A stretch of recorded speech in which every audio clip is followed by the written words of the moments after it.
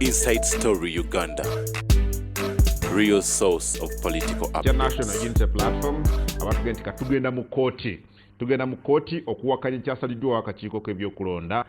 And so based on that, olunaku olwaleero tusazeewo okuleeta munnamateeka male mabiri ku nsonga eno, and later kyayogera ne kituukirira. So kituufu ki ekiri ku nsonga za Mathias Walukagga? Bino bye tugenda okuba nga twebuuza n'ebirala. Kanso tukwaniriza kusanyuka TV. Ludo kusanga. Banga libadde ddene. Kusanga kutunga byoga bitegane nga kungubaya baki. Nena kulaba wachaza ko ne Kyagulanyi. Otobe katobekaawo naye. Saizo kusanga machagale. Bikibyola ku mikutu. Eri yo ninda ngobuwagira legimu. Buwona bumenyi b'amateeka abamu tumanyi. No. Eri abamenyi b'amateeka abera mu buyinza kati kwa abamenyi b'amateeka olayo ko manyi bali bitugana mu upper prison. Eri abalanga bali mu buyinza. I am very surprised. Mwe bannamateeka mwe musinga tuga nti buli muntu waddemba okuwa endowooza ye. Kati gwe zoyita endowooza, bwe mpa endowooza nga noga nti mpagira mba sikutegeera. Waliwo omusajja tuta conspiracy after the fact. Waliwo emisango kubanga wano wooli you must be a little bit careful kubanga nyinza nange okutwala mu kooti. Sina buzibu. Nenkuwawaabira. Nga mpoza. Nagamba nasoma kayana. Oli otya kaza. Wadde obulidde wa. Ndense mpamba mu Uganda. Olaba ne batu kokusiba naga sijja vaamu. Ntera kulaba ogenda Tanzania obeera. Tanzania kuno mundi sage na sente zambula nagenda yo mwaka guwedde. Bakolo okunda bakatokola ki. Uno sente zambula sage ate n'ekyala nakiraba nti waliwo ensonga lwaki sayina genda kubanga walaba akaluka atabuka. Ayina genda yo mu Oktoba November. Samia osanga yalibadde yankwatirayo baga. Oli mutitizi bwotyo. Tayagala. Samia Suluhu Hassan omutya mweralikira ekigenda. Nesede saazirina but nembere ya yote yali. Ntera okulaba okozesa bbaasi oyita ku ttaka n'ogenda bw'otuuka mu butawuni obuli awo nanti tuba tulina ssente. Tutokola. Twagala tujja okumuvi. Naye wali osonda nakula ng'okubiriza bannayuganda. Ate balitameka bannayuganda bano. 5 umutwalo kakaaga nako olusi tekajja. So ne mubeerawo tufina kyakola. Then that means ensonga gy'ogoba tebagirabamu nti erina weebayambira. Because singa baali bakiraba singa omudidi bakuwa. Hasibwe kiba oluusi. Bayinza oba tebali informed bulungi, bayinza oba baavu. Aye nakwala kiro musima bukedde. Kati gwe wagenda okusoma walinga oyagala. Twakaabaga ku makya n'oga sijja vva wano. Ne waka osaaga ojja genda ojja soma lwa mpaka. So ne banayoga mpola tuna kyakola naye kyeyalagi ne gwanga naffe lyaffe ife bamu ku ba shareholders. Bashaffe baatuleka ne bajjajja ffe tufuna nnyo kyakola kyamaanyi. Naye emisango tokoowa leero oli kuono leero owabire ono leero owabi gisalibwa dijjo. Nakubuuza gwe nga tokuwanga mawulire twavaawa naawe. Ku TV radio zeeyo TV zeeyo kati oyambuse wenna kusangana ku BBC kati oli gyokola ki wali ogakooye so buli omu aba ne calling yo kitegeere twatandika ffenna eyo nna gye nakusanga eyo nojja ng'oyambuka kati sikatoliiwo baagala kugimu ku misango emingi gino gy'owaaba beeko nejjo okugusa naddala gino egirimu public interest nga gulwa obutagguka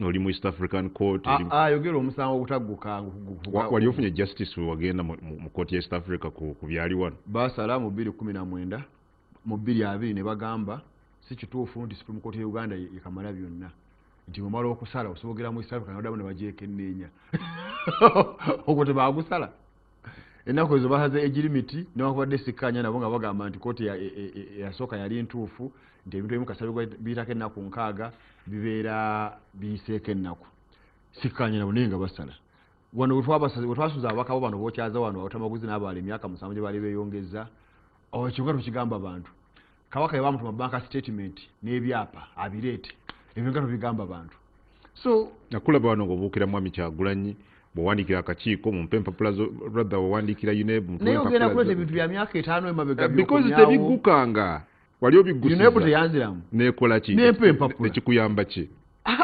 kikyanyamba yampa empapula nenga Kyagulanyi yatuula mukaaga bw'owakanya emyaka si wana simanyi wana mu ebyo era empapula bwe ziraga saazi kulaga zibampa wamuzala 8 empapula bwe ziraga ye ng'agamba 82 tabyegaana era ajja neetondera eggwanga Kyagulanyi bagamba naye munsonyi byantabukako tisalina ssente ennaku yali ningi ewaka kyokka nagenda ku makiwa ne biyitabukako era waayitayo ebbanga twagala tumuddiramu ne tugamba owaaye kasita bigunsinza aliwa bitono yatubulidde ebizibu byayitamu yagenda tya ku makiwa yalimba emyaka ofukozi ekyo takyegaana lwakuba njagala tufune justice ku ekyo so ebintu bigenze bigguka naye musaakanya busaakanya. Okay, good. Atulaba katono nnyo sokolabe emboozi eno tutandikirawo ne munnamateeka male mabirizi sokolabe ebbaluwa okuva mu kakiiko k'ebyokulonda yekakasizza abalondozi b'ebyobufuzi n'ababizannya nti olugendo lw'omuyimbi Mathias Walukagga okuvuganya ekifo ky'omubaka wa Busiro East mu palamenti lukomye okulonda tekunnatuuka.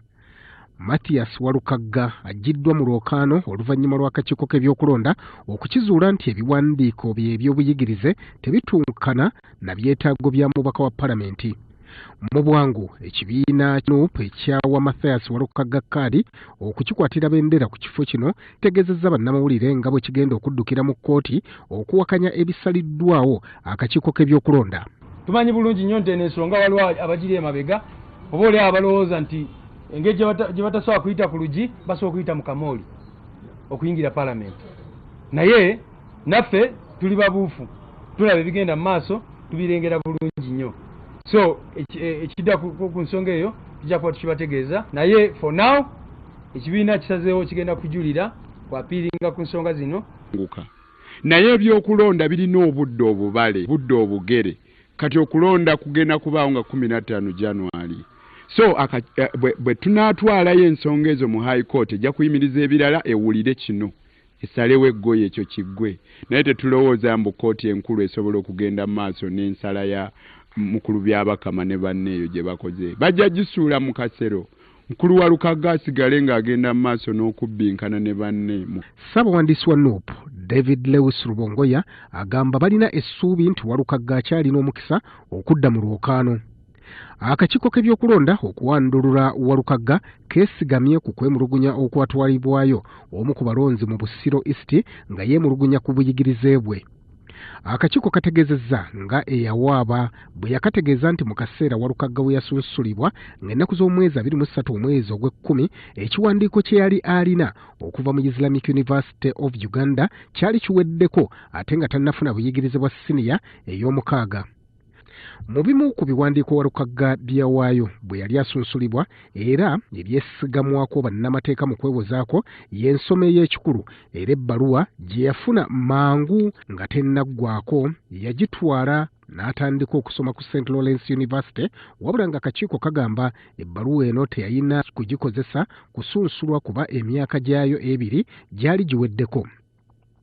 Omuyimbi Walukagga era nga ye mmeeya wa Kyengera Town Council agamba eno tesobola kuba nsonga emujja mu lwokaano kubanga ebbaluwa yagikwata mangu nga tenaggwaako kwa kkulizo bwayo n'agitwala ne yeewandiisa mu ttendekero erya waggulu asome. Nze natuula mu nnaku z'omwezi 25 ogwokubiri 2023 mu gw'omukaaga ebibuuzo ne bikomawo nga mpise mu gw'omunaana nenfuna admission ku St. Lawrence University wayita emyezi 2 gyokka kati era ndi ku mwaka gwa 3 university zonna zibawandiikira akakiiko k'okulonda IU za St. Lawrence ate natwala ne certificate mu National Council for Education to be equated and it was equated successfully nebeera nga empa equivalence eya senior 6 ku honorable Lwashande bwe bagitunuddeko bagambye makyazi omuntu azze nayo nga eri authentic tewaliiwo kye tuyinza kuddamu ebbaluwa esembayo kyokka ate ku Walukagga ye bwagireese ne bagamba nti ate ye si ntuufu kyokka nga National Council for Education fena yakola ki eyatuwa. Ssaabawandiisi wa NUP Lewis Rubongoya agamba akakiiko kazze kawanduukulula abantu ba NUP mu ngeri etategerekeka nga kaakati baakajjayo abantu 4. Rubongoya agamba bonna be baawa kkaadi z'ekibiina basooka kubeekenneenya okulaba obuyigirize bwabwe. Kanso Walukagga emikisa gye giriwa gyenkana ki okudda mu lwokaano luno Ekisooka- now that tiimu ye oba bakama be mu kibiina basaze okugenda mu kooti? ekisooka netaka okukola disclaimer ya buli lunaku gyenkola nti nze sibelivingira mu kulonda kuno kwe balimu akalulu kaabwe nkayita fake election ti akalulu bwe kaba nkalimu amasho gwe n'okeetabamu oba ogenze mu geemu y'abayaaye so naye baasalawo bakole ki bakeetabemu. Ekizibu kye nnina ne Walukagga nti ye ne Babyabakama ne Balubongo ya banne bonna beekobaana bamenye ssemateeka wa Uganda. Atya. Bonna bali mu kkobaane. One, Byabakama kati gwe bagamba gwe bagenza abalamule. Twabagaba Byabakama okuva 2 we bamunda mu 2013 twabagamba yalondebwa mu buki mu bukyamu. Era nze nafuna ebizibu byavirako okunsiba nga ndi mu High Court wa Sekana nga mpaka yalondebwa kwaki kwa Byabakama. Byabakama n'akomawo yali omwaka guwedde 2024 ena Ssenyonyi oyo abo abasajja nga bali mu opposition ne bamuvetinga ne batamuwakanya ne batabugira ne bagamba Byabakama akoze eki ngate ku buno kyali kirikira Byabakama kyali mulamuzi yagaana okukola ki okulekulira obulamuzi yagaana ate nga ssemateeka bwe njikusomera kakuno kagaga ate okukola ki okulekulira. Byabakama tamu yali yaggwako ssemateeka agamba nti bw'oba onaayongeza tamu y'akakiiko k'ebyokulonda akaliko olina jjongeza nga ebula emyezi emeka esatu. Byabakama yali agenze n'awakanga akivuddeko ne bamugamba akola ki Ssenyonyi simanyi ebyo byonna gye yabiteeka ne bayisaani Byabakama naye era Byabakama yayisizaawo Ssenyonyi ndowooza endagaano yava eyo. Okitegeera akati Byabakama gwe bagamba nti yeekobaanye okumenya ssemateeka mu Lwashande eryabagambye ono tulaba tajja kukola ki kuyitawo. So balina double standards. Ekisooka beetaba mu fake election yo tawadde ku Africa na tugende ku Walukagga gwendiko olina buzibu ki naye gwendiko tewali buzibu na Walukagga nga muntu. Explain to us ebikwatagana ku kugibwa mu lwokaano nti waliwo etteeka eryamenyeddwa. Walukagga kyanyonyola ne Lubongo ya n'abalala ssemateeka bamuvaako ne badda ku buboozi obw'ebbalibbali. Okitegeera ssemateeka ono abaamukola omanyi leero nzize olaba kino ekitabo Benjamin Odoki The Search for a National Consensus. Ono yakulira akakiiko kakola ki ssemateeka. Mu kitabo kino alina wannyonnyola bannayuganda bakkaanya ki n'agamba nti leader should be well educated and knowledgeable about public affairs. Okitegeera so education okusoma kyali kyamaanyi bakola ssemateeka wa 9 nti baali bakoya abataasoma. Jjukira baali bavudde mu kulumbe gwa Amini abafuze nga bagamba maybe obuzibu lwakuba teyakola ki teyasoma ne baga tuteekawo kati okukola ki okusoma. Ekintu ekyo ne bakiteeka mu article 80. Bw'osoma article 81C ekozesa ebigambo ebiri clear era Lubongo yabatasobola kudifendinga ng'omuyisi. Egamba a person has completed. So komagye kigambo completed. Soma tuwulire article ki 81C. Egamba a person is qualified to be a member of parliament if that person C has completed a minimum formal education equivalent. Completed nef education. Ebigambo ebyo bibiri by'envisaging process. Okitegeera tosobola completinga ng'okoze ku step emu. Completion evaawo n'ekomawa tiya completinze kilomita emu yamaze mita 3 olaba yakoze eki so eteeka ligamba nti ajja kukoleetanga kisatu kulaga must have completed.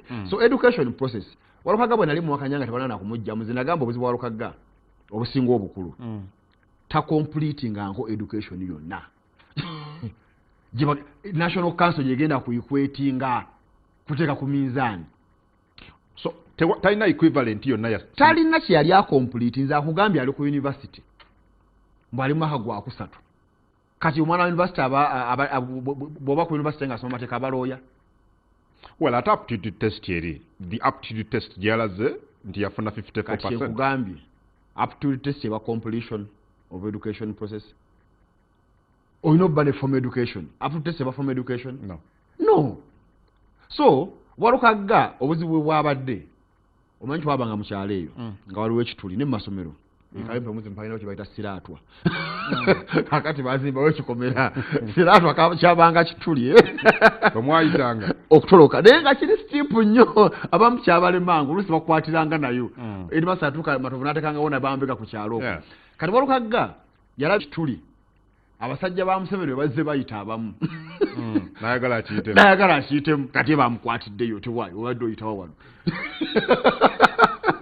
okitegeera ekituli ekyo ye kyabaddeekiriwa ekituli ekyo kyekiriwa ekyokugamba nti National Council we bacorrupt for education ng'eri corrupt ne bagamba nti waayo olw'obukadde 10 nti apapula kaleete tujja kuwaaki sagala tuwayirize National Council ngambye bwe bacorrupt bweva ninda katira yabadde corrupt kati lwaki bagisazizaamu National Council izo tunyonyola nabadde babuuza musemateeka muno mulimu National Council no yevunanyizibwa mu teri musemateeka bino babiteekawo oluvannyuma equivalent ekisooka constitution gwe gy'olabanga primary document anti kati then there's a problem with it because yo bwe kugamba nti olina okubanga omaze USCE or its equivalent so who does the equating naawe osobola ogikola kuba amateeka gaba transparent gabagandabirwamu naawe osobola ogikola n'ogamba owa mukaaga aba alina kankuwa example bw'otuula senior 4 owulira n'ogenda n'okola course eya plumbing ya myaka emeka ebiri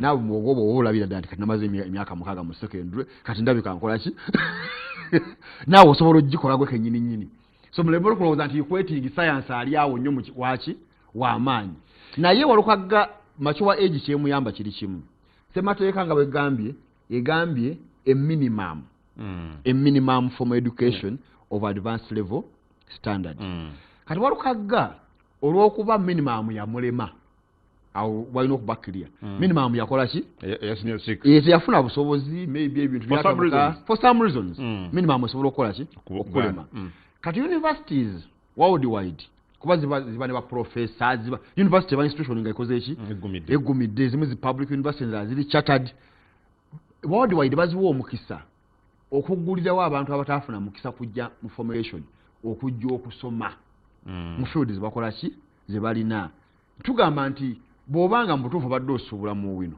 bw'obadde oyimba nga Lukaga bw'ayimba ennyimba ennyingi toli musiru tewafuna bufunye mukisa gukola ki katugamba jangu bw'oba osobodde okuyita up to date yaffe eno tukuwa omukisa okole ki osome okole degree oba diploma okitegeera ne bwe ba certificate naye tugamba nga otalina 6 na 4 kati soka tukubuuza oba obwongo obukyakola ki bukyalasa kakati buba bukyalasa nokiva bagamba nti mu myaka 2 ojja botalaze ojja kusobola olina okuddayo okukola ki okutuula ebibuuzo biki kati omugaso gw'akabaluwa ako kukuyamba kuyingira university bw'oyingirayo bw'otinga nti obwongo bukyalasa so kati genda osome constituency zaffe soma constituency zaffe bw'oziyita ng'ofuna degree oba diploma kati degree oba diploma eyo eba tekyali minimum eba egenze mu above minimum even more than advanced level standard eba esose minimum kakati eyo gy'otwalayo naye tebakulimba nti oli ate ageragenda afuna akapapula akamuyingiza ku university asobole okusoma ediguli ate agambe nti kawera tekasobola olwobaodisemateeka aptitude test tekali equivalent si academic qualification because waliwo yabuuza nti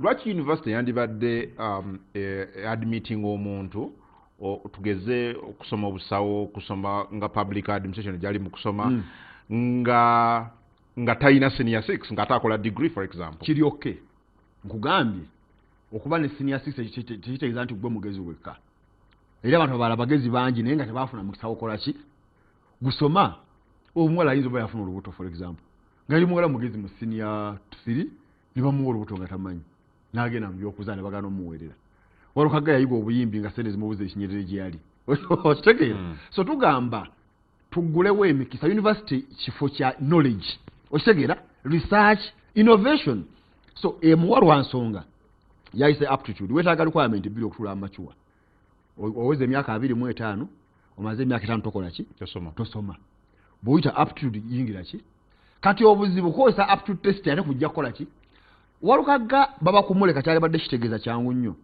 ndi buli myaka omuntu asobola mu parliament emyaka 2 naye nga yekyakola abataamu eggwaho ng'agenda fulira akabuuzaako ng'akatuula ng'akayita ng'atwala mu national council timuyikwetinge naye ng'aba teyasomye. Just look at this letter. Sabotulire ku screen eyo olabe baluwa ya National Council for Higher Education nga econfirminga ng'ekakasa nti Walukaga ayina equivalent eya advanced level education. Let's look at that letter, producer. National Council for Higher Education. That is the letter. Let's look at it. Certificate of completion of formal education. Completion. Eyo sina letter, eyo form. But look at it. Eyo No, form. look at, they're saying certificate of completion of formal education of advanced level standard or its equivalent. Wansi negamba nga bw'olabaawo I certify kakasa that Walukaga Matthias, okay, nga bw'olabaawo ku screen yo and kankisome bulungi wano nga bw'olaba that Walukaga Matthias, who was born on the 2nd of January 1975, has satisfied the National Council for Higher Education in consultation with UNEB that he has completed formal education. Council, you're to be contrary to what National Council for Higher Education is telling us. Listen, sir. That he has completed formal education of advanced level standard or its equivalent. In that, he holds the following qualifications. Alinachi. Yanyini yekuba. Ati bagambe balina mashua. Entule kati yo qualification. Kamale chiwandiko. In that, he has he holds the following qualifications. The budget certificate year of mature entry stroke aptitude test IU 12th June 2023. Kati wetaga science mungi okulaba nti eyo certificate eri fraudulent, eyo certificate ya kiyaye. Omanya abakola semateeka bali bagezi bamanyi jabba abasajja abakazi ngabo bakwakola abo n'ababala abasayini. This is National Council for Higher Education. Ejegamba ebitongole bamanya nti bijja kuba bijaki obala abateka standard nti bijja kuba bwe. Consultation with UNEB. You've seen it there, Council. Owakanyachi. The letter is here. The certificate is here. Bwembadde nzija wano. Oba mwina checkpoint mmeka. Bulamu bajja bakola ki? Bakwaza. Naye kati bwe ntuuka wano nga nina akambe. Nga kandi mu kkooti. Namugamba nti mabirizi mutuufu yamanyi bali babadde bali kuki. Bwemba nawadde asikali asooka sente naye mpa owokubiri sente n'owokusatu sente nenzija n'akambe. Nga mugamba nti mabirizi mutuufu okubeerawo. So fraud obufere National Council tesokedde ku Walukaga kola bufere. Byabaka manyi omusaba gwe yayogeddeko. Naye waliwo gwe mmanyi bakuyita Nakendo versus Monda. Nakendo yayita agapapula mbu yagasoma mu poliisi mu ndeeyo. N'ebibaluwa ebimu nga biforging. National Council n'ebikwata ng'ebyenswa n'ebigatta. Nemugamba agenda bakole ki? Nominating. Naye nga National Council Supreme Court negamba nedda. National Council si yegaba ebiwandiiko by'obuyigirize. Eyo fraud kati yesaawa eno yekola ki? Yeriwo. Tosobola tugamba nti Walukaga waba yagenda n'akompromising National Council n'akompromising UNEB negamba mwade consultation n'amaana agenda returning officer n'amaana agenda wabyabakama byabakama nti talina buyinza bugamba nti nedda. So was the commission spot on? Different. Was it spot on? Commission yo si believing la mugambi eriko bayayi bali. No, on this particular issue. Tiyabadde na spot on nayo. Naye just nayo twagikutte. Twakuteba ababbi twabakutta wamu ne badduka. Okitegeera? Nayo twagikutte. Ne batena ngeri gyekola ki? Gyekivaamu. Ekisooka sekali na reasoning yayo kuba byabakama yewaze ensonga eri mu ssemateeka. Egamba nti complete the minimum level of education. Naye kwasa nti akabaluwa kakola ki? Kaggwako. Nombuza singa kaali kakyaliko. Kagaba obuyigirize. That's the other question. Tekabugaba. Singa kaali kakyaliko nga tekanaba ku expire. Era tekagaba buyigirize. Musemateeka tekagaba buyigirize. Niwe kaba kakyaliko. Kuba buyigirize nga boge up to test yinzo gamba nti yekanakana elevo. Tekisoboka. Naye ndowooza yagadde okwewala line lwakuba eriyo bangi abalejjima bagikoyesezza. Naye ate ne Walukaga naye teyabadde smart. Abalejjima bagikoyesezza abamu alwana nnyo n'agenda ku university n'afuna epapula kyakola ki? Wano waliwo Anifa Kawoya. yegoba ne bakabasi paka oyagala nafulayo kidiguli. Okay, njagala kujjawo ensembe zino, but maybe a very quick one nga tujjawo ensembe. Walukaga yasoma teyasoma? Yagambye ko nti yasoma, akugambye akyasoma. Ye bwayogera gamba nkyasoma era ndi ku university ni mu third year. Agambye ko nti yasoma. Okay, let me ask it differently. Walukaga ina minimum qualifications ezimukkiriza okwesimbawo tokikyusa ku bubaka bwa parliament? Talina. Naye naye akimanyi mungo bwe talina naye bano balongoya bamuwubya. No, but National Council kugambye bagifeza sikali bamuwadde ekyoja mmiro bamuwadde ekintu kidogo n'agamba yingira. Kati muluka bisobola kuwaza muntu yayingidde nga yabadde asikali enguzi. National Council yateekebwawo ekole gatekeeping kuba yaya banaayitawo nga bagamba nti basoma. Bagiwadde ssente, bagiwadde ekintu kidogo, ekoze ebyekifere. Oba eri incompetent. Kuba oluusi oyinza obbanga tebakwadde naye ng'oli incompetent ng'oli munafu. Tosobola kutugamba nti aptitude yawezeza mukaaga.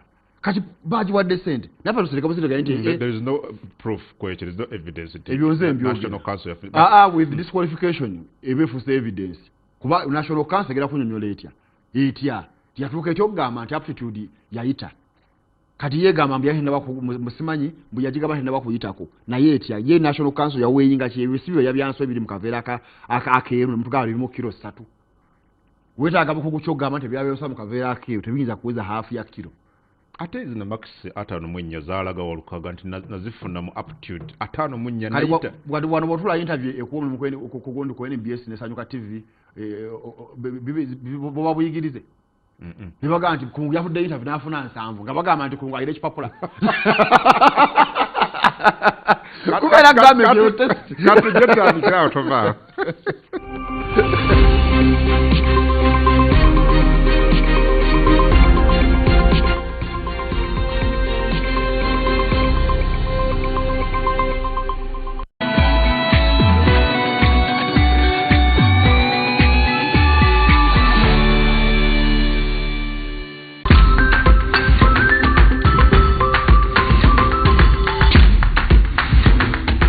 Start for mature entry. When does he qualify to possess an equivalent of advanced level standard? A person who sits mature entry will never qualify for an equivalent. The only thing he can obtain is a higher. Yes. You need to say that again. Will never qualify a person who sits for mature entry exam will never qualify for an equivalent of A level. So there is no equivalent omuntu nga akoze mature entry. Wabula wabaawo higher qualification. The constitution sets a minimum. It sets the floor. It does not have a ceiling. So from the floor of A level, you can have a diploma, you can have a degree, you can have a master's, you can have a PhD. Wangambe soma PhD. Ng'okozesa mature entry. Bw'ofuna mature entry oba ovudde ku bya minimum. Kakati ng'oyagala kufuna kiri higher. You can walk yourself to electoral commission n'ogiwa master's degree. Tekusaba birala. Kasoyita master's ki? Degree nti ono yafuna masters ku university bagamba it's okay. Eba tekyali minimum ki? So which means National Council yakola nsobi okwogera ku equivalent ng'ate yogera ku mature entry. No, of course yakola nsobi. Mature entry, the purpose of mature entry in the university, ebaruwa jegamba nti the purpose is to enable you be admitted to for higher studies. Higher studies zikuwa higher qualification. Ne permanent elections act jegamba nti woba ina higher qualification then togenda mu National Council because ina higher qualification. Equating kibajireeta kugamba nti a man yati yatula P7 naye nayigo okuzimba nafuna mwaka baruwa nakafuna akabaruwa mu plumbing nafuna akabaruwa mu ki nga no baruwa nga 8 okitegeera kati bw'abagamba nti tubugatte buwera oyina abukola ki naye mature age omuntu agenze ku university nga talina A level taba na minimum. Aba agenze for higher qualification. So how about Walukaga ne banne bibogera nti budde bwali buweddeko bwali tebunaba kuggwako expire eyo nsonga nnafu naye byabakama gye yakozesezza because expire ekulaga kintu kimu nti baali bakuwa obudde mwolina okujoyiningira university. Era Walukaga yagenda ku Central Lawrence University nga budde tebunaggwako. Ante ekyo tekiwa validity y'akalo kabaluwa kugamba kyekikulaga nti akabaluwa kano si academic qualification ku mpapula zolina kuliko an expiry date. Nedda. newe wa P7 teggwako ne senior 4 teggwako ne mukaga tekola ki teggwako kati yo ne degree teggwako kyekikulaga nti papasi yakabaluwa kawote banko yakwa qualification yakuyamba kuyingira muki mu university kuba nagambye nti ogenza okujja okola makiwa ng'otalaze osubudde ebbanga ddene obadde Kongo Rwanda okitegeera kakati ne bakubako enfuufu katuwagale ne bakuwagala ati nga bwewagase kati yingira naye tosukka emyaka ebiri kuba ojja kubozeemu okutalaga bwekisuka emyaka ojja kukomangawokolendala so tetusobola kugamba baye ne minimum standard nti ate eyo yali academic ki qualification waliwo kagati yagenda kwa UIU kufuna minimum qualification ya 11 yagendayo asobola okufuna higher qualification in this case degree eyo gya presenting anti yuno yekola ki decisions nyingi zigamba oba olina degree. Well, as we speak, his party against agenda mu high court okuchallenging decision ya electoral commission. Do you see any chances that this will be overturned? Wadako nga asaba buwanga bulamu ekisooka practically nga weganda akasooka kamanya mateeka byabaka mu mulamuzi wa apiiru yalemera justice of ki kati waliwo psychology ali awo nti justice of appeal amaze okusala kati gwe high court judge ogamba ki abamu naba acting judges nga kinobe entebe agirimu kimbatiira alimu acting tebannamukakasa ate kati yawa appeal yatudde n'agamba nti ono muggyemu akati gwe wa high court simanya acting judge ogenda kugamba ki naye ne bwe kitaba ekyo omulamuzi wabanga yabadde soba mu kkooti ezitegeera tosobola kugamba nti aptitude testing nga bweri nti yali equivalent kuki ko advanced kalizoni kuba balina reason nje nti ndaba yamutwala mu university ndibule sibude twala ku university nti basinia nti bagundi kubanga ali ku university asoma era tebebuuza asoma yagenderayo mu ngeri y'enjawulo nga omusajja Juwakali university esomesa ba Juwakali. Okay, let me ask you again this question omuntu wabuli kyali badde akubuuza osobola kugenda ku university n'okola degree nga toyina mukaaga osobola era kyobola awalukaga gyali kyobola gundi so kati ekyo kyenyini kyaga nti gyendi nkola degree ekyansobozesa okugenda okukola degree perhaps ye equivalent ya 6 asibula asoma degree abane mukaaga ekyakusobozesa okugenda okukola degree emakiwa agent rekiza up to test eyo twakubako enfu ne tugamba engeri ebbanga lino lyomaze ng'okola amasepiki ng'okola biki janguka tukusomesa engineering omutuufu tulina kubanga osome mukaaga ogenda ku university otherwise university egenda ku losing meaning university erina okubanga center ya knowledge okitegeera oyinza okuyimbira ebbanga nentuga nti oyimbya ekimala jangu okusome. Well bagati bino byabufuzi that there is politics at play. Would you subscribe to such? Era politics gugambye bannayuganda bamala emyaka ena nga bakola ssemateeka wa 95 baali badiscussa si politics twagamba politics waffe abeeremu bantu nga basoma nnyo okitegeera kakati gwe ogamba nti banzije mu race ba politics walwakwaga abadde ali abadde ali mu nnyimba abadde ali mu politics ayagala kukulembera abantu politics esansa okukulembera abantu oyagala kukulembera abantu naye twagamba abakulembera beera nga wasoma nnyo gwe n'ogenda ofulaka up to test n'ogamba kati kendeese tetugamba olimba otufera bali bonna olabeka waba compromise naye kwantu tukukwatiddewo kati kankubuulire waliwo possibility omuntu asobola nobeera mu parliament amala emyaka mingi nabamujewo lwabutasoma tobire buddenga naye nga amaze emyaka ebiri nga bakyagala kusomokana amalayo n'emyaka esatu. So ani avunaanyizibwa ku nsonga eno? Who did not do his part? Is it the National Council for Higher Education? Is it the candidate? Is it the Electoral Commission? Candidate yatasoma period semateeka agamba yalina okusoma. But he was nominated. Anti mu bufere He was nominated. He was issued a certificate from the. Kyogamba Kongo bamanya ennyumba yo bananyagwe. Bannayuganda bakola ennyumba ne bagitawo okufulu. Borukaga yagimenye bamwekanze nga ali mu kisenge kati otuusa otya wano njize ebisuubizo byonna baabimpadde baba yabikuba ku sabbuuni n'abisalamu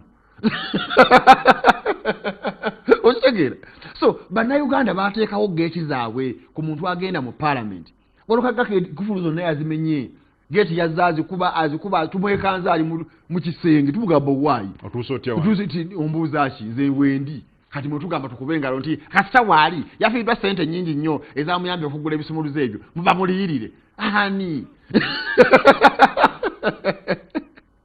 so let's be serious bannayuganda tuteeka amaanyi of course Museveni eggwanga alyonoonye kyovula kati bonna bali batyo because babadde mu ggwanga eddene erifudde okumala ebbanga ki omulamuzi w'eggana yagamba nti eriyo omanye enkoko oba ekinyonyi enkoko tebuuka nyine waliwo ebinyonyi bibuuka n'okiteeka mu keegi n'okasiba mu okumala ebbanga bwe kivaamu kiba kisobola kubuuka kiba kirowooza nti tekirina kubuuka kati bannayuganda bambi bamaze ebbanga bali bumanyi bw'amateeka abagundi kati bo bali nomo. Okay, how about the commission erina obuyinza okuwanduukula omuntu kowe kaba kaagalidde why didn't they do it ng'otannaba kuteekamu ssente ze zino zonna why nominate him and let him campaign nga tusigaza mwezi gumu ate n'omugjayo. Ekisooka ekizibu kye musinga okuba nakyo kya commercializinga bya bukulembeze era ateeseemu ssente ze so twagamba kote bukulembeze bwa ssente no twagamba nti bwa ssente tu commission etalina buyinza bujja muntu alekati ba commission yenze nakuwandiise I want to hear something about the timing.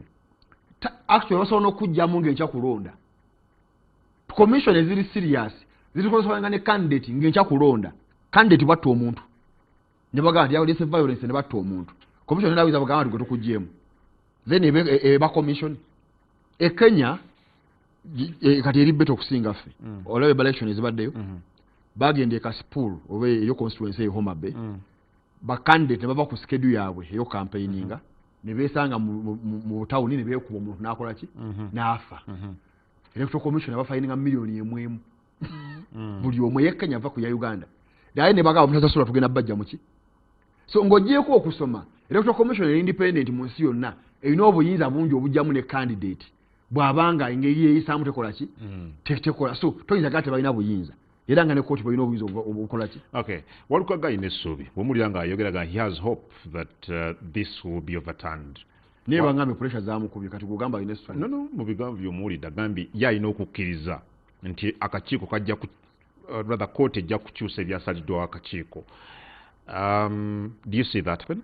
I hope ndowooza eri kugamba yakiyita mu lujja naye ateeka amaanyi kumala diguli waba agirina alimefuna liteeke waba inayo liteeka asooka azimale otegeera amengesho ali university gyali mutalina bizibu byakuba nti eri accredited kosi eri accredited amale diguli ye kuba kimaje bw'anaagimala jajja otwalangayo oti ze naddiguli awo tebajja kubaawo buzibu awo abateeka amaanyi bino ebyakalulu kano bw'aba yali amanyi nti akoze business kati ye musazi bw'aba ayagala bukulembeze era kisagale ng'akulembera abantu basobola mu omulimu wali ewakyagulanyi ku NUP n'abeera ng'akulya mobilization nga bw'alinde akalulu akadda abadde ayagalagenda mu parliament kye kya parliament teyasoma akimanyi teyasoma talina lupapula lwonna lwabuyigirize kati bw'omugasa Walukaga mpa empapula z'obuyigirize azirina ati akugirayo certificate ya aptitude test kati nayo yaggwako kati ugeze nayo kati nayo yaggwako kati alina ki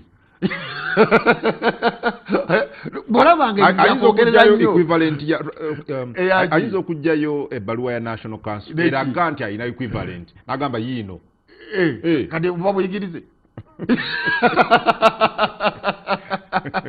luzaatu za minzaani bubeera buyigirize tereza katuko kutu so ebintu yasoma ki Walukaga kasaawa eno yasoma ali mukola business public administration asooka agimale kati bwanajo kati Walukaga wasoma kinti kungu diguli yange yiyo public ki so bombuuza kiki yasoma takirina simanyi nakola obubuuzi egindi ate kakati nidi eri nsoma biki bw'olaba ngozize mu ezo sitole kubanga kiri clear abasiraamu balina enjogera egamba ndowooza oba eri mu Quran oba mu nabbi akigamba baali beebuzaabuza abawalabu abo nti ffe tetumanyi mwenge guyitibwa gutya ne babagamba nti ekitamiza kiba kiriki nga batandise okufuna okola ebintu byabwe beebuzeebuze mbu si mwenge ne babagamba kiri clear omwenge guba mwenge n'okutalima bwe olaba nga kitamiza guba muki guba mwenge so eyasoma aba alina kye yasoma oshegera ne bashande gweyogedde kagambye n'ebintu byabwe binasoma mu magye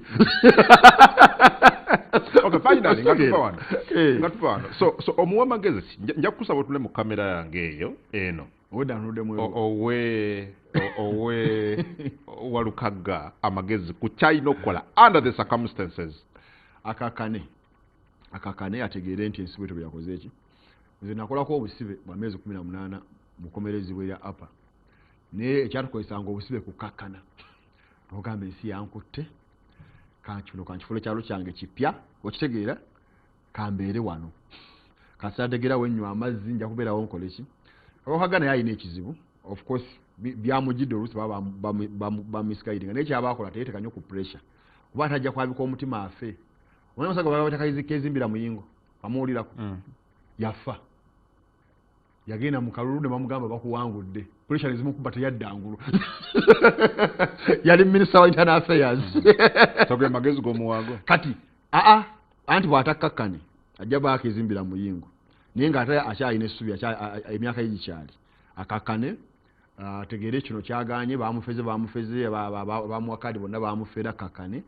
addeyo amale diguli yasirike ajja kudda akalulu kayinza obbaawo ssaawa yonna sina 2:23 balowooza akalulu kayinza obbaawo musemanteka akalulu kayinza obbaawo ssaawa yonna oli ayinza olekulira amaliriza diguri agireete singa equivalent naye ya qualification tiyino timbwalukaga nti diguli yange eriwa tirajja kuddamu kutawaanya so bino byoga nti bane ndi mu kusoma nsigaze omwaka gumu tebinawe bikolera agumale bwana agumala ate ategere nti leadership tetegeeza kubana na kifo kati akola leadership endala addeyo akubendo nga ye ennyimba empya abeerewo emyaka gitambule jebodela birawo nga buweddeko obusibe twawumala nga abantu tebakiriza nti tubumaze nawe kenyini tewanda bamukomera olabira nti bamutadde kati akasajja bakatadde nga sinaba nakalaba naye nga ebbanga liweddeyo mukomera nenkulaba eryawa bamukulimba abantu so olukage ebbanga lijja kuggwayo naye kakana nze adam tewesa ku pressure kanso oganye ntisajja nenkulaba waeryawa wayitawa limbuulire wagendamu